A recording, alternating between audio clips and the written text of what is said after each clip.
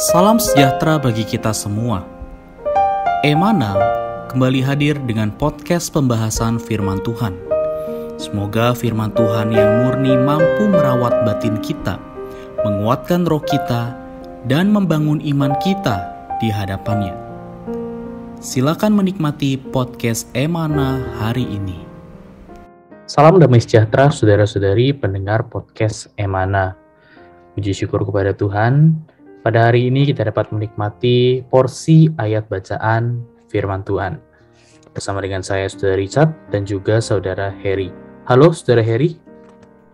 Halo, Saudara Richard. Puji Tuhan bisa ketemu lagi. Amin. Puji Tuhan, saudara-saudari. Hari ini kita menikmati porsi ayat bacaan di dalam perjanjian baru, yaitu Yohanes pasal 12, ayat 20 sampai 50. Secara khusus, perikop ini membicarakan mengenai sebuah topik, yaitu sebutir biji gandum. Topik ini didasari dari sebuah ayat di dalam Yohanes pasal 12 ayat 24. Aku berkata kepadamu, sesungguhnya jikalau biji gandum tidak jatuh ke dalam tanah dan mati, ia tetap satu biji saja. Tetapi jika ia mati, ia akan menghasilkan banyak buah. Di sini ada sebuah kutipan. Ketika Tuhan Yesus memberitahu murid-muridnya bahwa ia akan mati, mereka menjadi susah dan kecewa. Mereka berpikir bahwa jika Tuhan akan menderita dan mati, maka segala sesuatunya akan berakhir. Tetapi setiap kali Tuhan memberitahu mereka tentang kematiannya, Ia juga memberitahu mereka tentang kebangkitannya. Sedikitnya 3 kali Tuhan Yesus memberitahu mereka satu perkara ini. Mereka hanya menangkap pemikiran mengenai kematiannya, bukan kebangkitannya. Akhirnya Tuhan memberitahu mereka bahwa ia adalah sebutir biji gandum. Biasanya orang-orang tidak memiliki pemikiran mengenai kebangkitan. Tetapi dalam ciptaan Allah, kita dapat melihat prinsip kebangkitan. Ketika sebutir biji gandum ditaburkan ke dalam tanah, ia mati di dalam tanah. Namun kematian tersebut bukan akhir darinya. Kematian tersebut mengarah kepada sesuatu yang lebih dalam, kebangkitan. Jika Anda mengubur suatu batu kecil, ia tidak akan bertumbuh.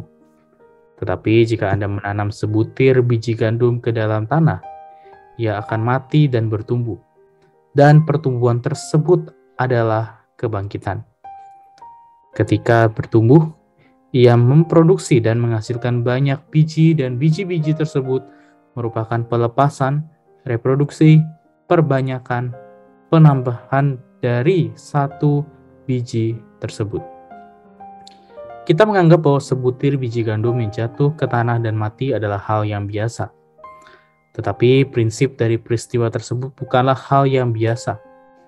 Tuhan Yesus menggunakan hal ini sebagai ilustrasi untuk kematian, kebangkitan, dan reproduksinya.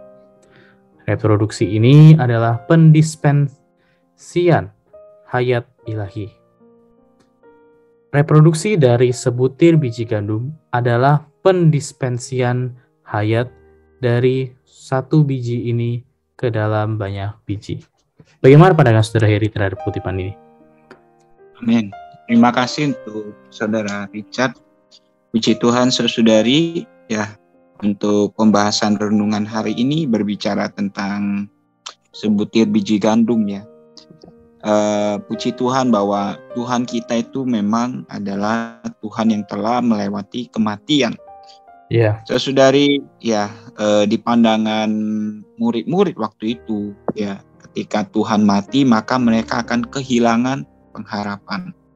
Yeah. Karena orang yang selama ini persona yang mereka sadari, mereka ikuti, ya kan, akan tidak ada lagi bersama mereka. Yeah. Karena itu ketika Tuhan berbicara, Dia hendak ke Yerusalem dan Dia akan mati di sana, maka tidak heran bahwa murid-murid dan orang-orang yang mengikuti Tuhan, ya, mereka merasa sedih akan hal itu, ya, mereka merasa susah dan kecewa. Tapi puji Tuhan, Karena Tuhan kita juga adalah hayat kebangkitan.